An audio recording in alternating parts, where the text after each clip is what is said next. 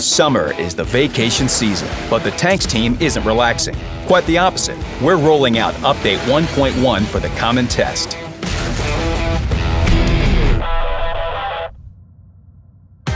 "1.1 has something for everyone and a heap of new stuff. For the hard hitters, the Polish tech tree. For the perfectionists, balance changes to some maps. For the connoisseurs, the revamped Pilsen and 2 more locales appearing for the first time. And of course, the second campaign of personal missions you've all been waiting for. Meet the Poles. Tiers 1 through 4 are light tanks, classic ones, rather fast but not well armored. They already have the signature Polish feature, higher single-shot damage. At Tier 5, we have a medium, the 25 TP Kust 2. Gameplay-wise, it's much like the T28, but with greater alpha, 140 points, while the average for this class and tier is 115. Tiers 6 and 7 are taken by 2 relatives with very similar names. The 40 TP Habiha has a heavy's aspirations, yet it's a medium with good armor, while the 45 TP Habiha is the other way around. It's lightly armored, but still a heavy. Need we say that both have solid alpha? The 53 TP Markovskogo sits at Tier 8. It's a full-fledged heavy, good armor, pleasant gun depression, and once again, great alpha. The Tier 9 is a grown-up Tier 8 and a precursor to Tier 10.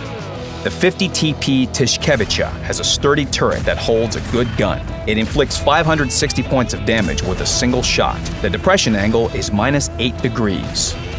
The jewel in the Polish crown is the 60 TP Lewandowskiego. It resembles both the IS-4 and the E-100, as slow, compact, and tough as the Soviet Heavy, and as hard-hitting as the German one. The Alpha is a whopping 750 points. The 60 TP also has a feature that neither the Russian nor the German has, gun depression of -8 degrees. This pole is good in any position, be it a city or hilly terrain. The 60 TP pays for its punch and protection with mobility, so beware of arty and fast, light, or medium tanks that will run circles around you. Study the Polish branch, test it, and share your thoughts.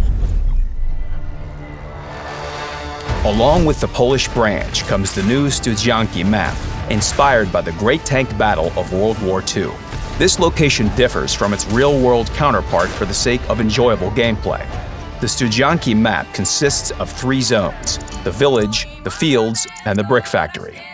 The ruins of the latter are a heavy's playground, covered from SPG fire, and allowing for armor-based play.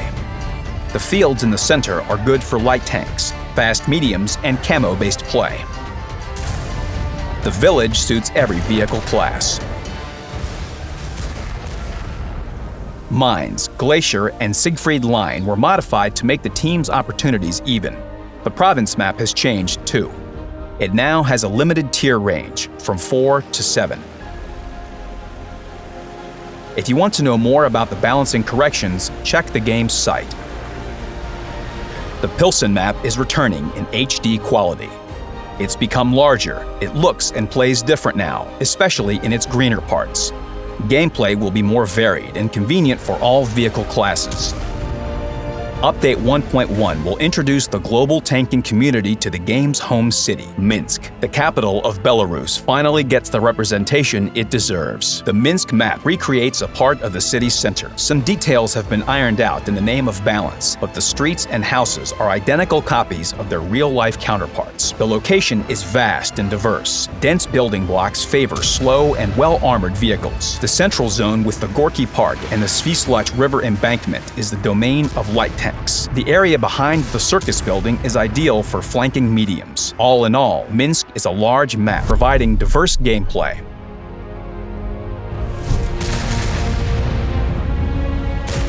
Update 1.1 opens a new campaign of personal missions. The second campaign consists of 3 operations. The common test will feature 2 of these. The first will be available right away, with the second coming several days later. To test the second front, players will be credited orders to unlock the operations. When Update 1.1 hits the live servers, all operations will unlock after certain timeframes. As before, personal missions will be split into groups, this time by nation rather than by vehicle class. The nations will will be put into 4 pools: the Union, the Bloc, the Alliance, and the Coalition. The missions can be completed only on vehicles from nations belonging to a pool. Another novelty is different terms for every operation. In the first one, the progress will be cumulative, with goals to be reached within any number of battles. The second operation will require good performance in a single battle. The terms of the third will be tied to a series of fights. On top of that, now you can see your progress while you're in battle. The Common Test Interface isn't the final one. We want to test its functionality and look for mistakes. It's a work in progress, so some elements may not function. The new campaign's goals aren't easy to meet, but they are worth your time. The rewards are 3 unique vehicles. Completing the first operation will get you the Excalibur, a British Tier 6 TD. The second will yield you the Chimera, a Tier 8 medium.